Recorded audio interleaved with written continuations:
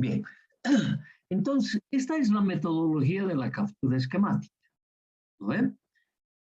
Prácticamente, si podíamos mencionar nuestros elementos combinacionales en esta captura esquemática, nosotros deberíamos introducir el circuito lógico, pero expresado en la primera forma canónica, pero así, canónica. O la forma como está representada la función antes de la síntesis. El sistema debe realizar la síntesis y obtener el circuito reducido final. Y ese circuito reducido final se va a introducir al FPGA correspondiente.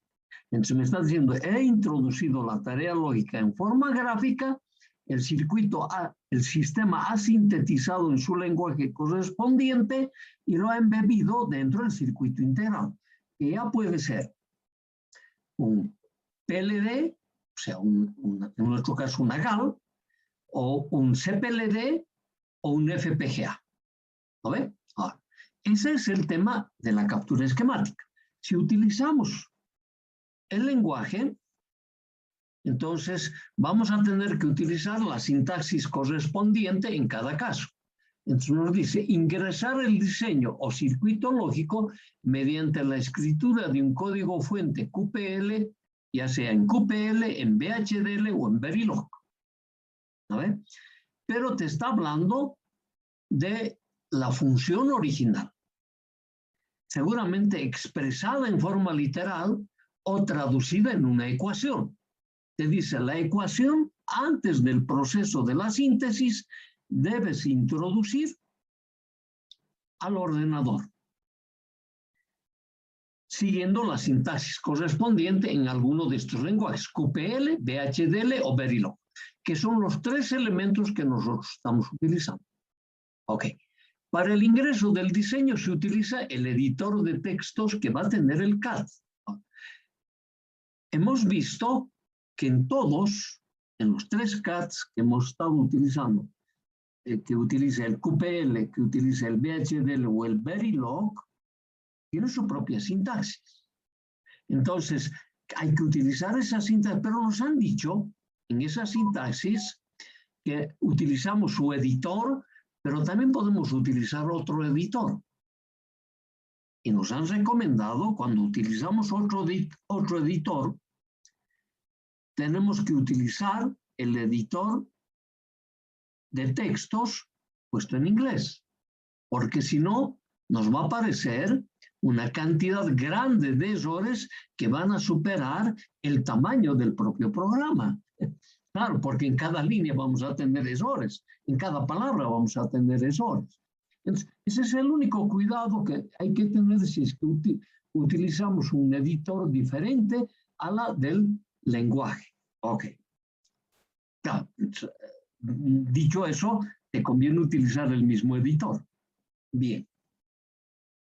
Esta es la manera de escribir nuestra información o nuestro programa. Utilizar la síntesis establecida por el CAD para el ingreso de la tarea lógica. Ok. Sintetizar la tarea lógica a partir del código que hemos ingresado utilizando su propia sintaxis. ¿No ven? Realizamos la simulación. Hay dos tipos de simulación que se hace y eso hemos podido verificarlo. Hacemos la simulación funcional y temporal. Y luego programamos el PLD o el FPGA.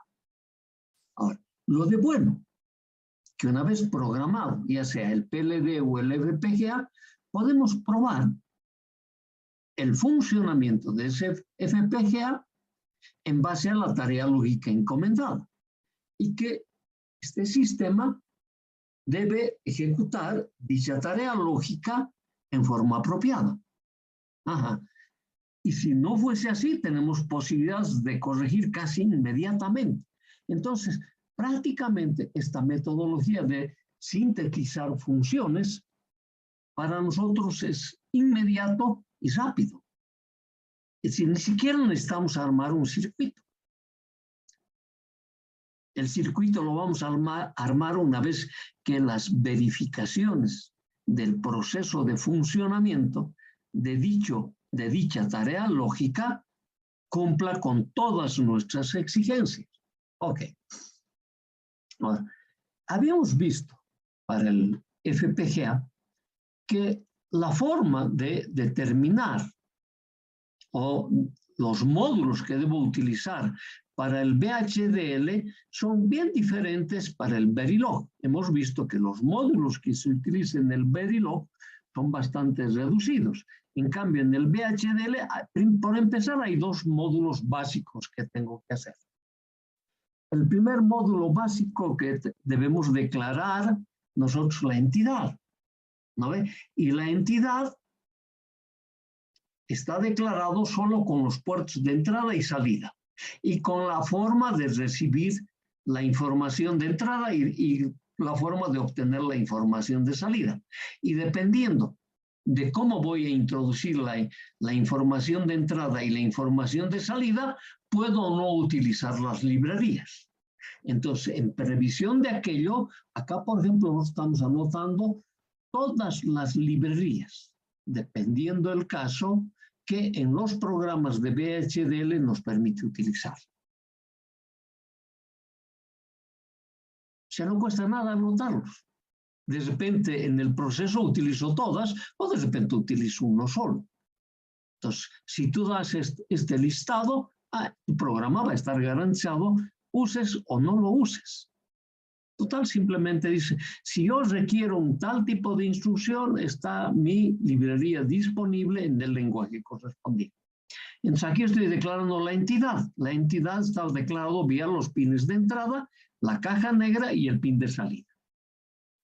Luego, para utilizar el VHDL, nosotros, vía el Quartus 2 o el IC, tenemos que declarar la arquitectura. Y recordamos, la arquitectura se nos hace en 3 niveles de abstracción diferentes.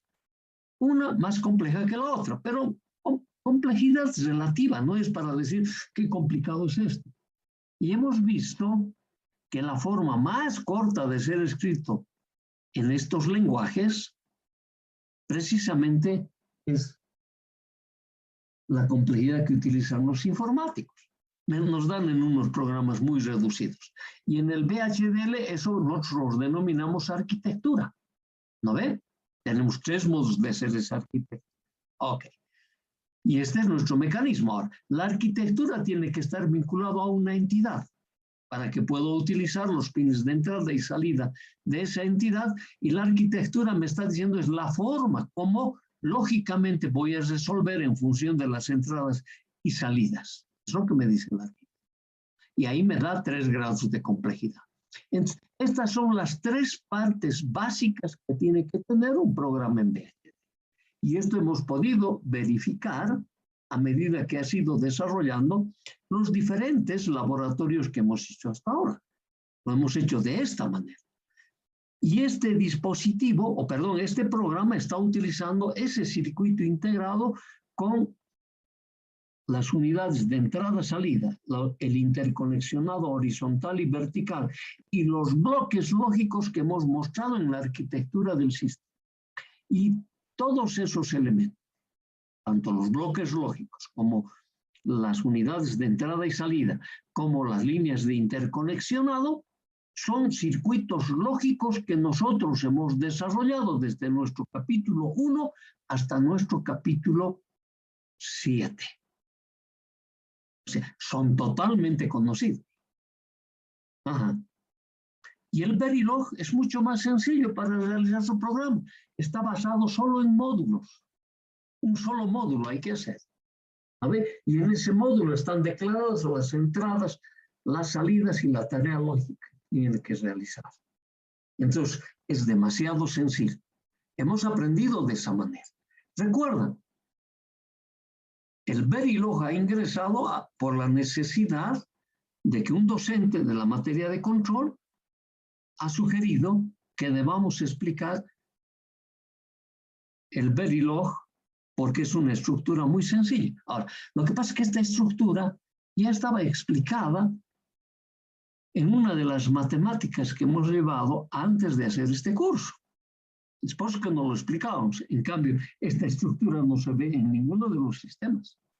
Por eso que nosotros inicialmente usábamos solo el VHDL. El Verilog se parece muchísimo al lenguaje C. Lenguaje C tú lo has visto en esa materia. Ok. Entonces, solo nos queda práctica, imaginación, para estructurar nuestras funciones. Ok.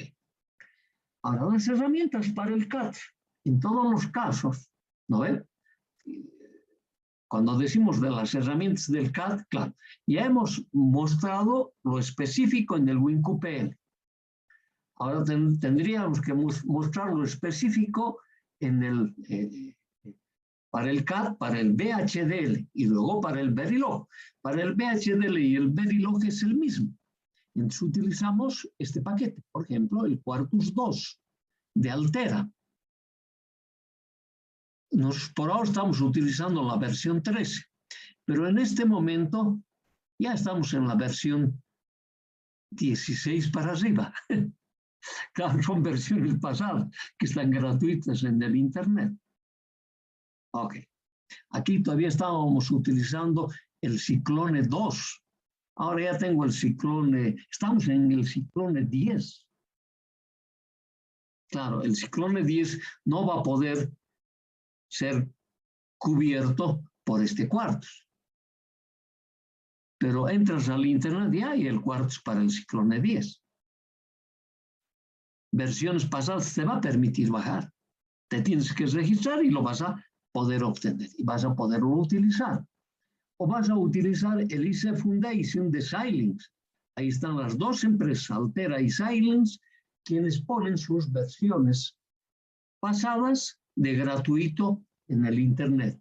Lo único que tenemos que hacer es registrarnos en cada una de estas empresas para mencionar que nosotros estamos utilizando esa versión gratuita.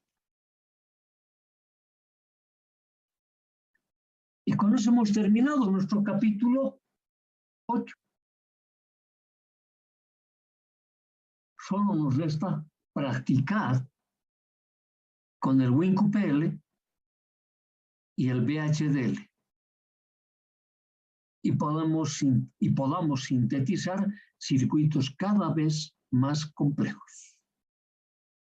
O circuitos que realicen tareas completas dentro de un solo circuito integrado.